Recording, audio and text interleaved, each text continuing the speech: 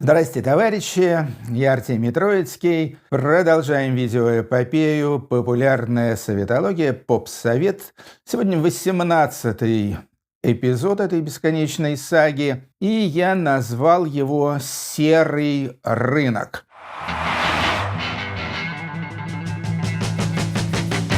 Вообще вот это вот словосочетание «серый рынок», оно мне впервые пришло в голову. Может быть, даже я его изобрел, не знаю. Очень может быть, что это сделал кто-то до меня, но определенно, что я раньше такого выражения не слышал, оно, тем не менее, точности совпадает с тем, что я хотел бы описать. Сначала я хотел сделать серию про черный рынок. Ну, что такое черный рынок, понятно. Но потом, по мере анализа, я обнаружил, что черный рынок очень четко подразделяется на две части.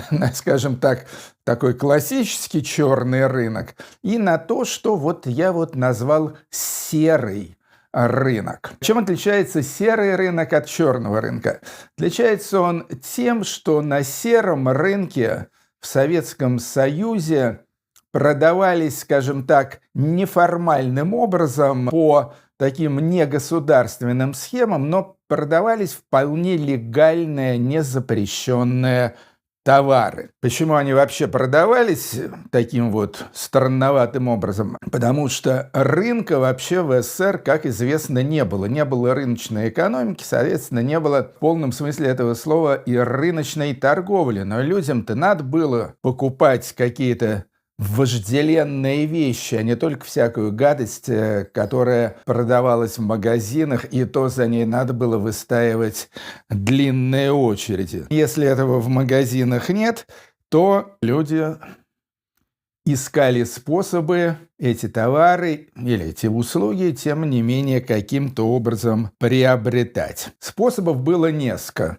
Самый безобидный – это просто из рук в руки, то есть у вас оказалась какая-то ненужная вещь, и вы захотели ее продать, обзваниваете знакомых, кто-то из них эту вещицу покупает. Второй способ, тоже такой вполне безобидный и официальный, это через комиссионный магазин.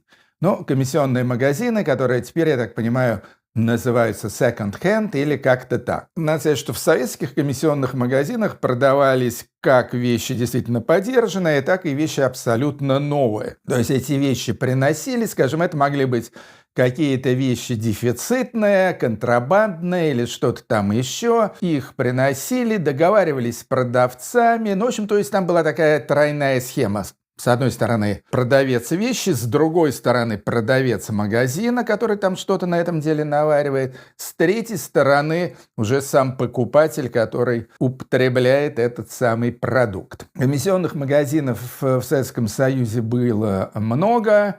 Некоторые из них были очень знаменитыми, скажем, магазин на Садовом кольце в Москве, около Московского планетария. Там продавалась аппаратура. Аппаратура как раз была на сером рынке одним из главных предметов продажи. Этот же магазин, этот комок на Садово-Кудринской, он же был одним из входов, кстати говоря, на черный рынок. То есть около этого магазина постоянно ошивались всякие темные личности, которые к тебе подходили, интересовались, значит, не нужно ли вам это, не нужно ли вам то, а давайте пройдем в подъезд, там у меня кое-что есть и так далее.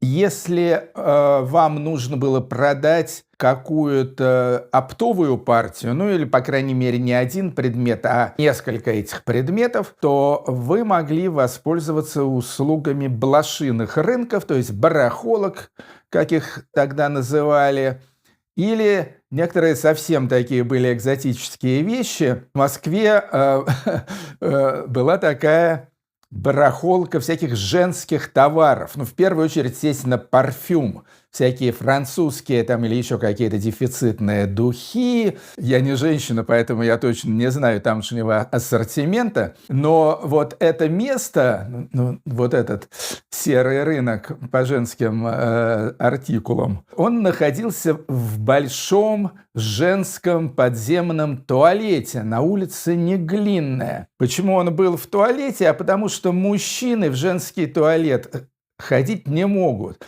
А милиционеры, которые гоняли, значит, всяких торговцев, спекулянтов и так далее, это, естественно, все мужчины.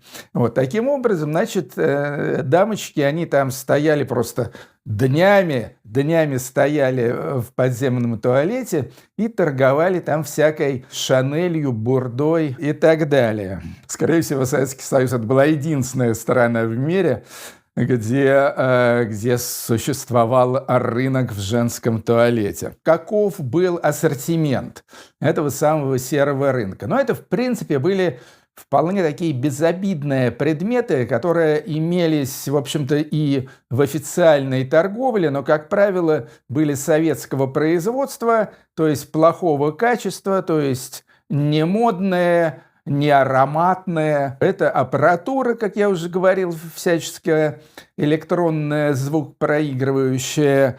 Это косметика, это какие-то бытовые товары, там типа какие-нибудь вазочки, там, ну, черт его знает, в общем, то, что в доме ставят на полке. Вот. И, естественно, одежда. Не вся, но значительная часть одежды и обуви тоже. В отдельную статью я бы тут выделил книги. Книги — это вообще была вещь очень важная, очень ценная. Это сейчас книги не особо кому нужны, а в то время книга просто, ну, сами знаете, лозунг советский: книга — лучший подарок. И, в общем-то, так оно примерно и было. Книжный серый рынок делился на 3 части. Первая часть – это дефицитные советские книги. Выпускалось книг в СССР очень много, ну, сами знаете, самая читающая страна в мире. Вот, но все равно этих книг не хватало, потому что некоторые из них выпускались ограниченными тиражами. Соответственно, книги были дефицитом, причем самые разные, там от Франца Кафки до Александра Дюма. Они продавались на этом самом сером рынке спекулянтами с небольшими наценками, естественно, иначе зачем спекулянтам было бы их продавать. Второй раздел – это книги антикварные. В основном книги дореволюционные, которые продавались, ну, или, скажем, начало 20-х годов прошлого века и так далее. Они продавались как в букинистических магазинах, так и с рук. Опять же, этими самыми профессиональными спекулянтами. У меня был один такой близкий друг по имени Сережа, вот, который зарабатывал как раз, то есть он работал журналистом, потом, кстати, стал еще и писателем вдобавок, но большую часть денег зарабатывал, естественно, не мизерными гонорарами газетными, а книготорговлей. Вот я, скажем, в юности очень увлекался русской философией, теологией Серебряного века. Ну вот все эти ребята, там Павел Флоренский, Бердяев, Гиппиус Мережковский и прочее. Я просто постоянно у этих самых книжных спекулянтов покупал какие-то их произведения. И это уже было немного рискованно. Это был уже такой серый рынок с уклоном в черноватый, потому что многие из этих книг, ну вот, скажем, те же всякие Соловьевы и Бердяевы, в общем-то, они, конечно, могли быть вполне истолкованы как что-то такое антисоветское и антикоммунистическое. Ну и третий, как-то ни странно, далеко не самый обширный уголок книжного рынка – это были иностранные книги. Обычные иностранные книги, то есть художественная литература, грубо говоря, в общем-то, спросом совершенно не пользовались, потому что английскими и прочими иностранными языками в Советском Союзе мало кто владел, и, в общем-то, эти книги как-то не канали. Самым популярным типом иностранных книг, которые продавались вот на этом самом книжном сером рынке, это были художественные альбомы. Причем преимущественно, опять же, тех художников, которые в Советском Союзе не приветствовались. Но известно, что в Советском Союзе даже импрессионистов считали буржуазным декаданцем, но это было в сталинские времена.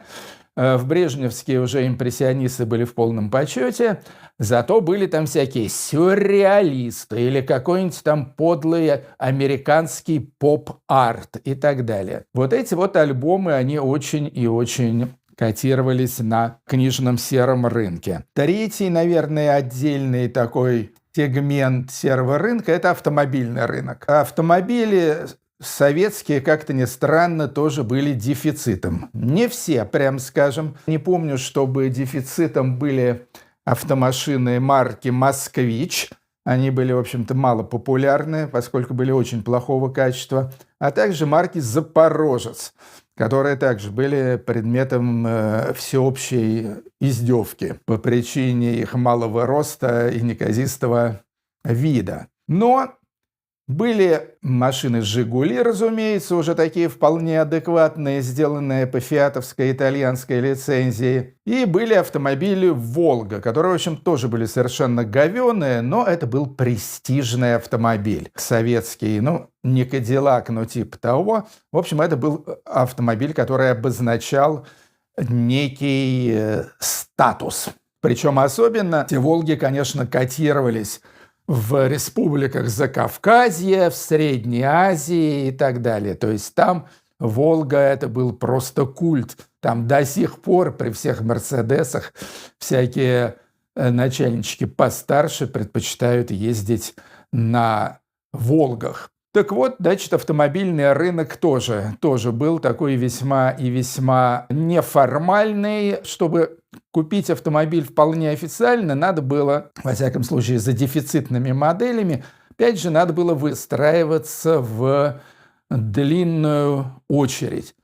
И чтобы не стоять в очереди и купить то, что хочешь, и к тому же еще того же цвета там и прочее, конечно, надо было уже выходить на рыночных дельцов. Отчасти, по-моему, это отражено в фильме «Берегись автомобиля», хотя я точно уже и не помню деталей тамошнего сценария. И, наконец, надо сказать, что помимо рынка серых товаров еще был, естественно, и рынок серых услуг, о котором я тоже отчасти уже говорил. Скажем, тоже заселение в гостиницу, где, разумеется, мест нет, или приобретение билетов на какие-то поезда или авиарейсы, опять же, такие как бы очень популярные, где тоже места нет. Опять же, надо там заходить в кассы откуда-то с черного хода и так далее. То есть услуги тоже. В этом же ряду стоит и такая суперуслуга, как квартира.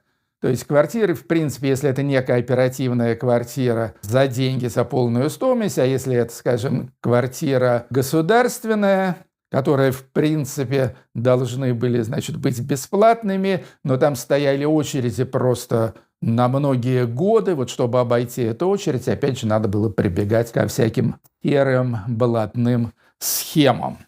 В заключение я бы хотел сказать вот что как-то ни странно, но вот этот серый рынок, он, в общем-то, людей очень радовал и очень поддерживал, как морально, так и материально. Материально, естественно, потому что они приобретали там какие-то нужные вещи, а морально, потому что они чувствовали, что, в общем-то, у них получается, что они могут, что вот они вот захотели что-то и получили это дело. В сером рынке были завязаны очень большие массы людей. То есть, скажем, это все продавцы, это куча там всяких там электриков, сантехников, какие-то люди, которых называли несуны, от слова «нести». То есть люди, которые с своих заводов, фабрик там и так далее несли всякую продукцию с тем, чтобы потом ее продавать. То есть в каком-то смысле вот этот серый рынок, в общем, он как-то балансировал материальную жизнь людей в Советском Союзе.